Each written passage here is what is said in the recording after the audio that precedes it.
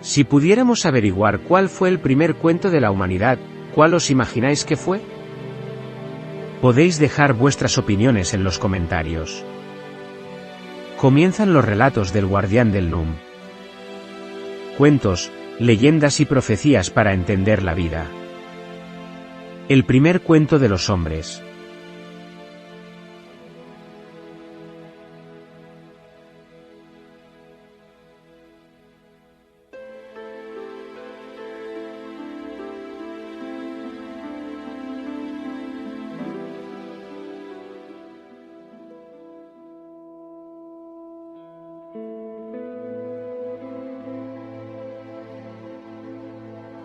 Os saludo, guardianes de espíritu inquieto.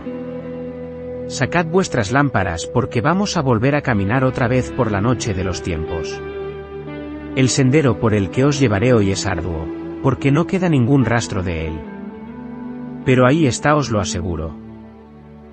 Os llevaré de paseo mientras charlamos, porque todavía no estamos preparados para descubrirlo. Este sendero comienza un poco más adelante. En los anteriores relatos de este ciclo, la noche y los hombres, os habréis fijado que no tratan de un único tema. Porque todo lo que interesaba a estos primeros hombres conocedores del alma, está conectado. Está íntimamente relacionado. Lo posible y lo imposible, lo visible y lo invisible, el mundo real y el mundo mágico. No hay división, todo es uno. Y todo esto forma el mundo de estos hombres. Permitidme que haga esta puntualización, porque es importante para que hoy día podamos llegar a comprenderlos tan solo en parte. Por eso, para el relato de la noche, se habla de un gran espíritu primordial que rige todo el cosmos. También ineludiblemente, para hablar de la noche, se habla del día y del sol, para ponerlo en contraposición. Se habla de la vida, de la caza, de la vejez. Y esto lleva a hablar de la muerte, de su sentido. En el cuento habla también de las estrellas que ven, y esto les hace plantearse algo que no ven, pero que sí pueden intuir. Se habla sobre la inmortalidad y del sentido de la vida. Vaya, resulta que este cuento es más complejo de lo que parece al principio. Espero que quizás ahora empieces a ver el rastro que esconden los antiguos y sencillos cuentos. El rastro del cuento del cazador, lo encontramos en formas muy parecidas desde el África subsahariana, las llanuras europeas, la tundra de Siberia, y hasta en leyendas nativas americanas. Este cuento ha ido viajando junto con los hombres, y transformándose con ellos. A veces, en vez del sol, la presa es un ciervo, un oso, o incluso un mamut. Pero, fijaos en este detalle inquietante. De la vida que lleve el cazador, de su integridad en el cumplimiento de lo que se espera de él. De eso dependerá que alcance la inmortalidad. Observemos ahora el segundo cuento, el antiguo cuento australiano sobre los hombres, donde de igual manera aparece un ente llamado Gran Espíritu. El hombre no es el ombligo del cosmos. Es solo una parte del sueño del Gran Espíritu. Sueño que reparte a la creación, y que a cada criatura solo le da una porción de ese sueño. Y así el hombre está hermanado con los demás seres. ¿Y qué es lo que tenemos aquí? Pues en este cuento se ven también muchas cosas. Lo primero es que el cosmos surge por una voluntad, y está ordenado. Y que el sueño de una criatura es la razón de ser de la siguiente. Y así, hasta saber que el sentido del hombre es custodiar ese orden, y asegurar la creación para las generaciones futuras, para el sueño de las risas de los niños, como se dice al final de este cuento. Muy curioso, ¿verdad? Pues los mensajes de estos dos cuentos nos llevan al siguiente nivel. Formamos parte de este universo. La naturaleza no está a nuestro servicio, sino a nuestro cuidado. Si el sentido de nuestra vida está ordenado, está en armonía con el cosmos estará en armonía con nosotros. La corrupción y destrucción de la propia vida es desorden. Entonces, si uno ha llevado una vida en armonía, ha cumplido con su misión, el cosmos, el universo, ese gran espíritu o como queráis llamarlo, no puede dejarlo reducido a la nada. No puede terminar en la muerte. Parece un sinsentido. Esto nos lleva a otro de los grandes temas de los cuentos de los primeros hombres. El tema de la muerte. Una realidad de la que todos queremos huir y nadie consigue escapar. Bien, ya estamos aquí. Hemos llegado. Ahora sí que podemos pasar a descubrir este sendero. Ya estamos preparados, así que sed bienvenidos a los primeros cuentos de los hombres. Pasad y poneos cómodos.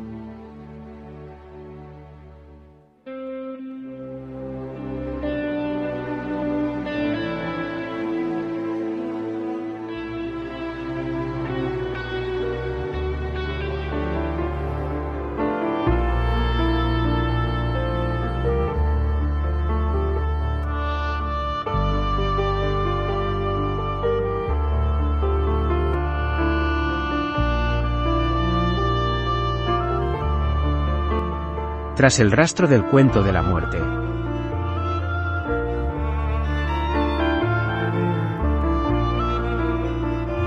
Como he dicho, no hay rastro del tema de este cuento, porque es un viaje de ida. Parece que nadie vuelve por él, una vez que lo inicia. Por eso la hojarasca y la erosión lo recubren. Este cuento es laborioso de encontrar. Y como en todos los cuentos tan antiguos, no hay ningún registro. Estos primeros cuentos de los hombres no están por escrito. Nunca los vamos a encontrar en ningún hallazgo arqueológico. Pero podemos desentrañar el cuento original, que a través de otros relatos de mitos, mucho más modernos, y sus variantes, tienen un nexo común. Lo que vamos a hacer hoy es como desenterrar una reliquia del pasado del que no queda prácticamente nada. Tan solo una vasija rota. ¿Vamos a ser arqueólogos de los cuentos a ver qué encontramos?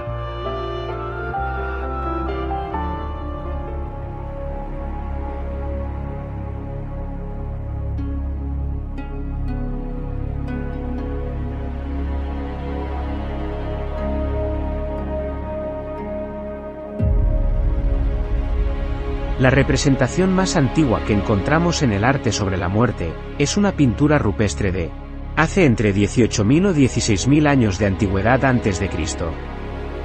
Se halla dentro de la cueva de las Cooks, en la Dordoña francesa. Aquí podéis verla. Esta pintura parietal en la que aparece un hombre muerto junto a un bisonte, intriga a los investigadores desde que fue descubierta en 1940. Es la primera representación naturalista de un ser humano. Y la verdad, parece indicar que está muerto. Está tumbado, horizontal. Y da pie a pensar que en su muerte, el bisonte o el rinoceronte han tenido algo que ver. Quizás fue una muerte traumática durante una cacería. Muestra parte de las entrañas del animal colgando del vientre, está herido y moribundo, sabedor de su próximo fin. Su cabeza se agacha, quizás en un gesto de ataque o de dolor, y sus crines y cola están enhiestas, como en los estertores de la muerte. Frente al bisonte se muestra la estilizada figura de un hombre que porta una especie de máscara de ave. Y a su lado un bastón con un adorno de pájaro. Un hombre pájaro. Los pájaros vuelan alto y lejos. Quizás signifique algo. ¿Os acordáis del cuento de Perú, Naimlap el hombre pájaro? Esta escena, que se llama la escena del pozo, nos lleva a todo lo que hemos venido hablando hasta ahora. Un cazador y una cacería. Lo normal era sufrir algún percance, pero la presa había que cazarla. Esto era lo importante, no la suerte del cazador. Lo importante es el futuro de su familia, de su clan, que tuvieran que comer. Vemos que el bisonte aparece atravesado por algo como una lanza. El bisonte es la víctima. Entonces, lo que vemos es a un cazador que ha muerto haciendo aquello para lo que había nacido. ¿Qué le espera a este hombre? Aparentemente y según el cuento de la noche, este cazador hubiera sido un candidato a obtener la inmortalidad y poder convertirse en estrella, ya que este hombre ha sido otra víctima. Bueno, aquí tenemos su pintura en nuestros días que nos habla de él. Digamos que en cierto modo, ha conseguido la inmortalidad, porque aquí estamos hablando de él. Hemos visto algo de su historia. La interpretación de esta enigmática escena es difícil y se ha especulado mucho acerca de ella. En un principio, se creyó que representaba una escena de caza en la cual el hombre ha herido a la bestia, y ésta en un ataque de furia lo ha atacado y cae al suelo. Sin embargo, otros investigadores han hablado de que lo que representa es un rito mágico, en el cual el hombre es un chamán que porta una máscara de ave y conjura al bisonte para su muerte. Horst Kirchner, prehistoriador alemán y estudioso de las pinturas de Lascaux, propuso en 1952 que esta escena representa un rito chamánico parecido al que realizan algunos pueblos de Siberia. En esta pintura, el hombre no está muerto como el bisonte, sino que ese hombre es un chamán en trance, que muestra el camino de acceso al otro mundo, a la víctima sacrificial por medio de los postes con cabezas de aves. Sea como fuere, esta composición muestra un drama en el que interviene un ser humano y un animal, símbolos relacionados con la vida y la muerte y un intenso desenlace. Fuese una representación de caza o un rito, esta pintura está impregnada de profundas implicaciones metafísicas, en las cuales la naturaleza, portadora del poder supremo, ha unificado a dos seres que han permanecido en íntima comunión entre sí desde la más remota antigüedad, siguiendo los ciclos de las edades y el tiempo, de la vida y la muerte.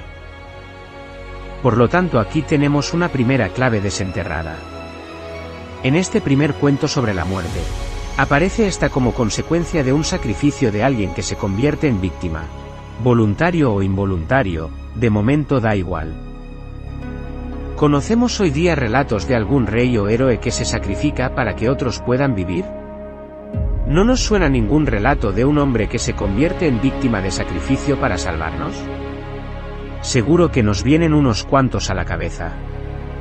Y seguro que entre todos esos hay un relato concreto que su mensaje central es este mismo tema, ¿verdad?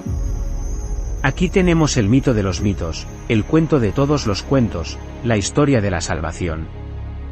Una visión de la humanidad que los primeros hombres ya vislumbraron entre las sombras del tiempo. Quizás este primer cuento de los hombres sobre la muerte, sea en realidad una profecía de la esperanza humana.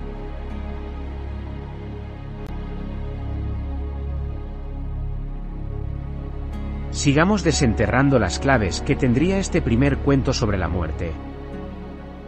Veamos, en aquellos tiempos era muy normal morir de niño. La esperanza de vida máxima difícilmente superaba la treintena. De hecho, alguien de esa edad todavía con vida, seguramente fuera visto como un espectro. Sabemos por las historias de los colonos americanos, que algunas tribus de nativos algonquinos dejaban morir a sus mayores a su suerte, fuera del campamento en cuanto morían las personas con las que vivía. En la película Un hombre llamado Caballo sale este tema.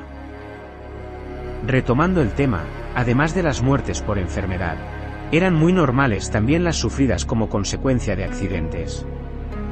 Aquí tenemos las muertes traumáticas y violentas. Estas eran consideradas las mejores de las muertes, porque les llegaba durante el cumplimiento de alguna actividad, caza o combate.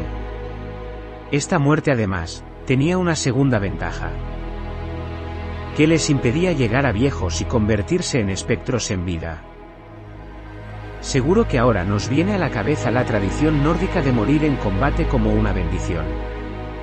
Pero esta tradición vikinga es una variante de otra tradición mucho más antigua. Es una bendición morir en el transcurso de una actividad, cumpliendo su misión. Como en la escena del pozo de Lascaux. También tenemos una variante parecida en la tradición cristiana. Es una bendición morir en el combate de la fe por hacer la voluntad de Dios. Es el mismo planteamiento.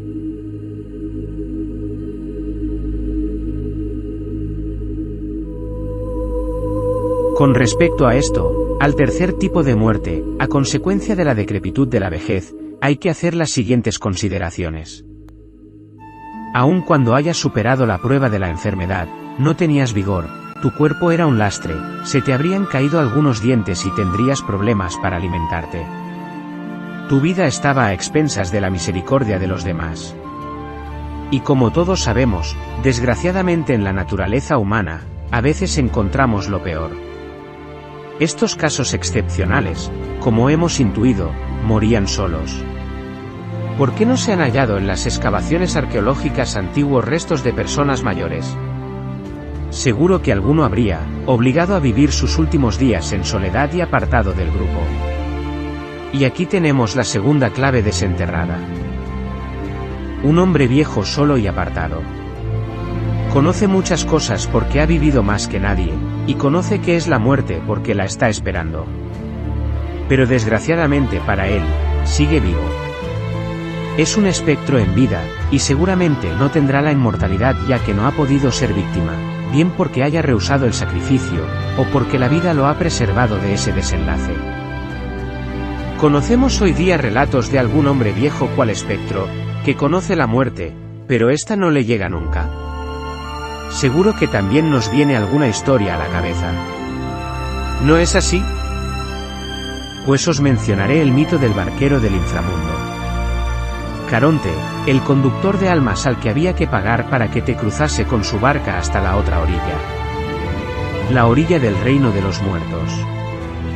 ¿Verdad que este mito sí os suena? ¿Y cómo se representa siempre a este barquero? Este mito es muy interesante, y en él encontramos pistas de este primer cuento sobre la muerte.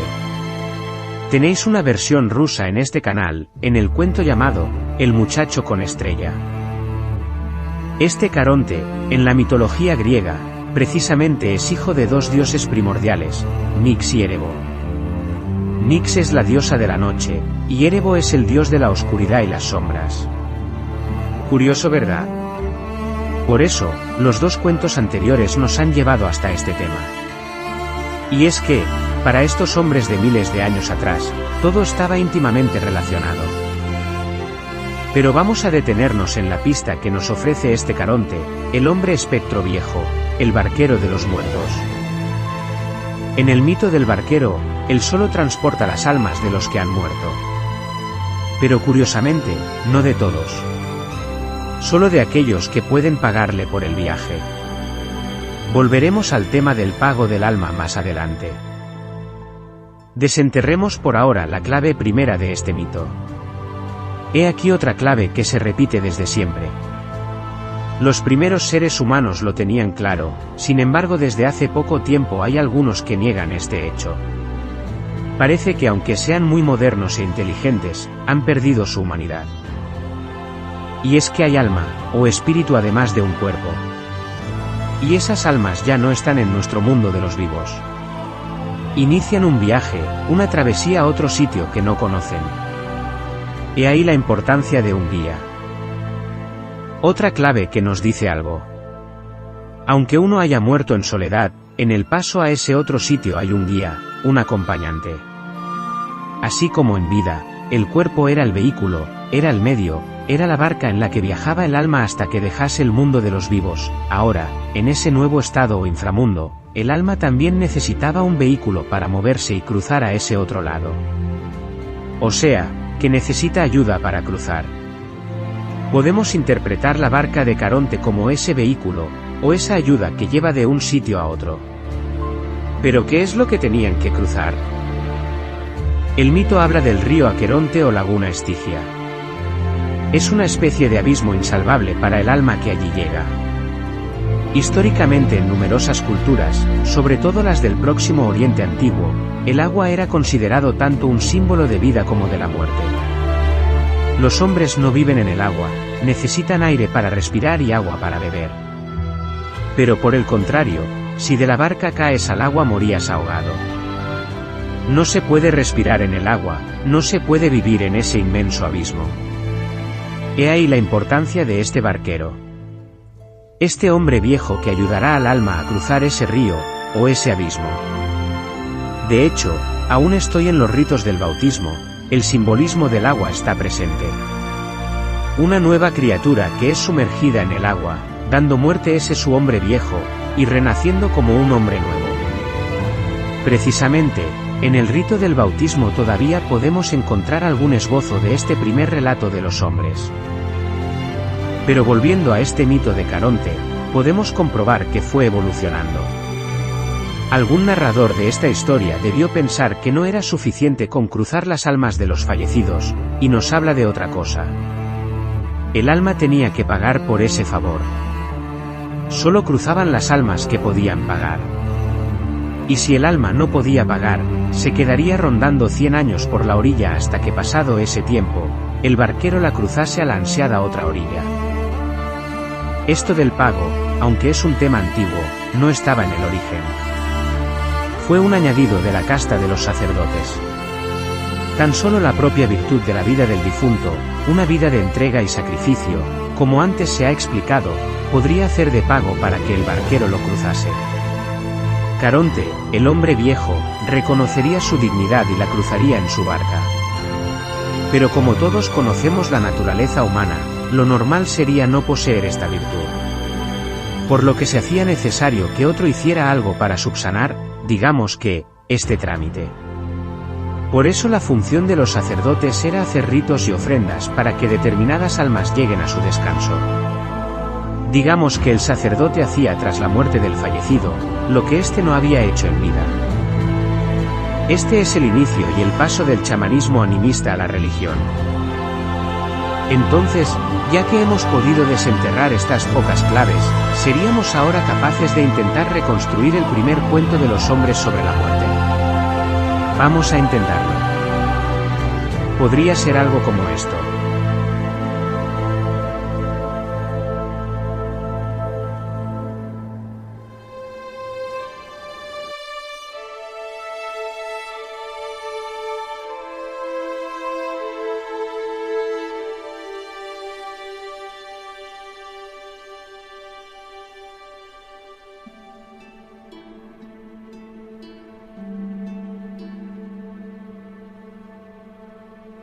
En el principio estaba Él. Y no había nada salvo Él. El gran espíritu durmió. Y al quedarse dormido apareció el vacío. Y mientras dormía solo había vacío. Pero en un instante, Él soñó, y su sueño iba llenando ese vacío, pues lo que soñaba comenzó a existir. Pues Él es Él. Y soñó y creó el cosmos, el sol, y la luna. Soñó y creó el día y la noche. Y el tiempo entró en el sueño, entró en la creación. Soñó y creó el cielo y la tierra. Creó el mundo, pero este mundo estaba en el vacío, y el caos lo dominaba. Él despertó del sueño y vio lo que había creado en medio del vacío. Él tomó una forma, un cuerpo, y descendió al mundo que había creado. Él se paseó y llenó con su presencia todas las cosas con su ser. De modo que el vacío se hizo más y más pequeño, y cada vez el caos estaba más y más ordenado. Pero seguía habiendo silencio, y él todavía no estaba satisfecho con lo que había soñado, porque ese silencio le recordaba al vacío, su primera creación. Algo faltaba todavía por hacer. El pequeño vacío también se paseaba desesperado por el sueño de él, buscando un lugar donde crecer. Y el vacío se paseó por la creación observando y admirándolo todo. El vacío tocaba las cosas para conocerlas. Pero, a medida que las iba tocando, las cosas iban envejeciendo, y desde ese momento la muerte entró también en la creación. El tiempo y la muerte se conocieron y se hicieron amigas, y por eso trabajan juntas desde entonces. Llegó la primera noche, y él la encontró hermosa. Él volvió a dormirse, pero esa noche soñó con las criaturas, con las plantas y los animales. Y por último soñó con los hombres. Él escuchó en sueños todos los sonidos de la creación. Pero se enamoró del sonido de las risas y los llantos de los hombres. Despertó a la mañana siguiente y vio que lo que había soñado estaba creado, pero no tenía vida. Y se paseó observando a las criaturas, pero como no podía pasearse dentro de ellas debido al cuerpo que se había formado, no podía darles vida. Y deseoso de escuchar su voz, vio las plantas y los animales. Y también vio al hombre. Pero no escuchó su voz, porque el silencio lo invadía todo y todavía no tenían ni vida ni voz. Pero al llegar la siguiente noche, él no soñó porque no se durmió. Se quedó pensando. El vacío entonces descubrió a esa forma, descubrió ese cuerpo que él había tomado, deambulando por el mundo. Lo encontró hermoso y lleno de vida. Quiso conocerlo porque su sola presencia lo llenaba todo. Y eso era lo que quería el vacío, llenarlo todo. Él vio a su lado al vacío, su primera obra, y le dijo: «Yo te he creado, toma esta forma, tócame y arráncame de este cuerpo». El vacío lo tocó y mató el cuerpo que había tomado él, y al matarlo, su sangre formó un río. Su cuerpo formó una inmensa isla en medio de este río. Era una isla donde el tiempo y la muerte no podían llegar. Y así, el espíritu de él, se liberó de aquella forma, de aquel cuerpo como un inmenso vendaval, y ese aire de vida formó el gran espíritu, y llenó todos los rincones penetrando en todos los seres vivos.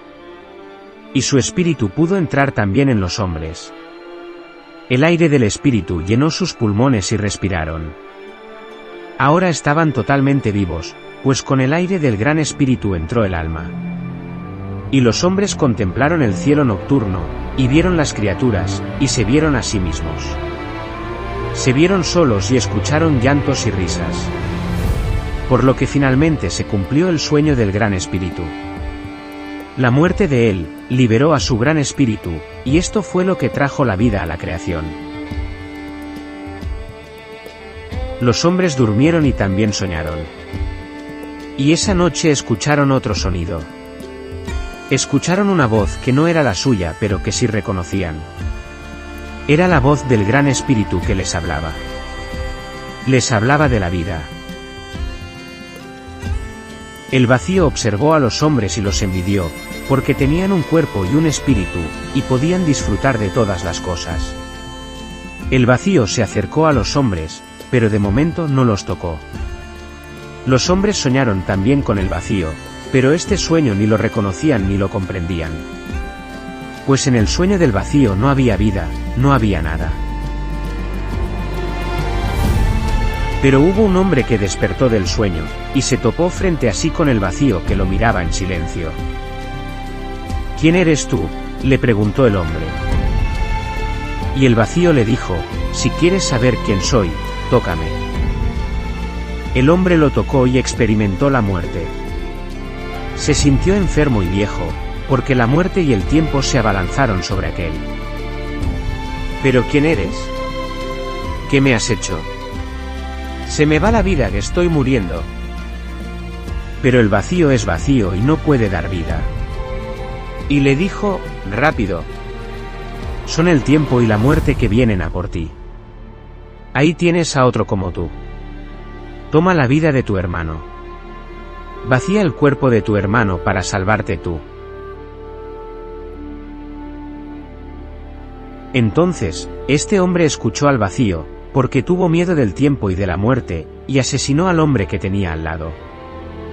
Derramó su sangre, pero esta sangre se perdía entre sus dedos sin poder retenerla ni aprovecharla. Por eso, desde ese primer día, ese hombre quedó maldito. Por ser el primero en derramar la sangre de un inocente. Y de esta manera, entró la enfermedad, la vejez y la muerte en el mundo, porque hubo un hombre que escuchó y tocó el vacío, y atentó contra la vida. Este vio el alma de su hermano, saliendo del cuerpo y vagando sin descanso, gimiendo y pidiendo ayuda. Pues el gran espíritu había dado alma a todos los hombres. Pero inmediatamente al comprender lo que había hecho, se arrepintió, porque este hombre también tenía alma. Condujo el alma de su hermano hasta el gran río que formó la sangre del cuerpo muerto de él. Quiso cruzarlo hasta la isla donde no llegaba la muerte ni el tiempo. Construyó una balsa y llevó el alma de su hermano hasta aquella otra orilla. Pero este hombre, que no sabía que estaba maldito, puso pie a tierra y desembarcó el alma de su hermano. Allí la dejó para que no sufriera más, pero como estaba maldito, al tocar la isla, la muerte y el tiempo llegaron a ella, y esta isla se volvió un lugar de vacío y silencio. El hombre maldito llevó la balsa de vuelta, pero al llegar a la orilla, había cada vez más almas esperándole, pidiéndole ayuda para cruzar. Estas almas eran las de aquellos hombres que morían por enfermedad o vejez. Y no dejaron descansar nunca a este hombre que sufría el paso del tiempo y la cercanía de la muerte, pero esta era un regalo al que no tuvo acceso. Y el vacío, después de tocar y conocer todas las cosas, fue a esta isla que ese hombre viejo y maldito le había preparado para él, sin pretenderlo. Y allí se sentó, y el vacío gobernó a los muertos. Y así será hasta el fin de los días, o hasta que llegue un hombre bendito, Señor del tiempo y de la muerte. Que no necesite barca para cruzar a la otra orilla y libere al viejo barquero, y lleve a todas estas almas, junto al Gran Espíritu. Pero por el contrario, aquellos otros que mientras llegaba ese tiempo, morían por el bien de los demás, sin escuchar al vacío, subían al cielo junto al Gran Espíritu, y se convertían en estrellas, llenando todo el ancho cielo e iluminando la noche de los vivos.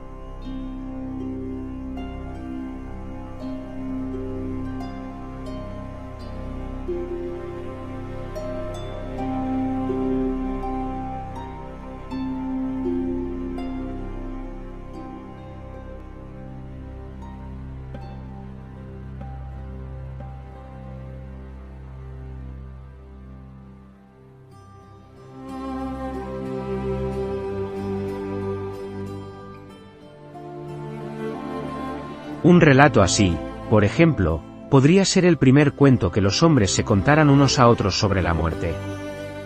Recoge las claves que anteriormente hemos desenterrado.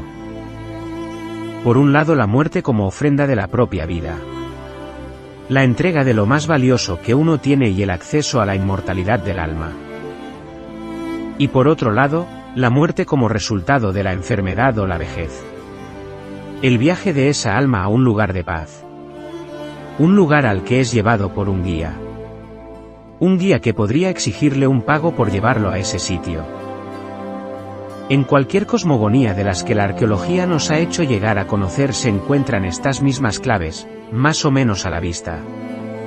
El don de la vida, el deseo de conocer, unido al deseo de inmortalidad. El sacrificio como puerta de la vida. El viaje de los muertos y alguien que los guía.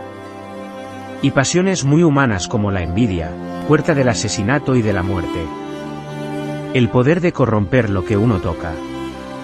Y también el sentimiento de culpa y arrepentimiento, porque el hombre tiene alma. Como podéis haber visto, es todo muy humano y envuelto en consideraciones morales sobre nuestras acciones y las decisiones que tomamos. En estos cuentos, en lo que todo está relacionado, todavía no se puede hablar de religión, no hay desarrollado un concepto como Dios, ángeles y demonios, paraíso o infierno. Pero ya presentan los primeros esbozos. Cuando los hombres dejaron de caminar, dejaron de ser cazadores y se convirtieron en sociedades desarrolladas, cogieron todos estos primeros relatos orales, y les dieron cuerpo y estructura normativa. Los transformaron en religión, pero su antiguo rastro se fue difuminando e incluso esfumando. Un ojo u oído agudo podía llegar a percibir su eco. Espero que hayáis disfrutado desentrañando estas claves ocultas en historias algo más modernas, para intentar llegar a una aproximación del relato original. Tened cuidado ahora al volver, y no os salgáis del sendero que hemos recorrido juntos. Ahora se ven nuestras pisadas, también hemos dejado un rastro, y será más difícil perdernos. Ánimo y no tengáis miedo a la muerte, pues solo es una puerta que se nos abre a otro sitio. Otro día, iremos a ver a los hombres que permanecieron en el mundo y lucharon por su vida. Os emplazo al próximo capítulo sobre el mundo de los vivos y su lucha por conseguir el alimento, una tierra, una familia, en definitiva, lo propio de los vivos. Seguro que encontraremos relatos fascinantes repartidos por todo el mundo. Pero, ¿cuál sería el primero de estos relatos? Hasta el próximo cuento, mis queridos guardianes.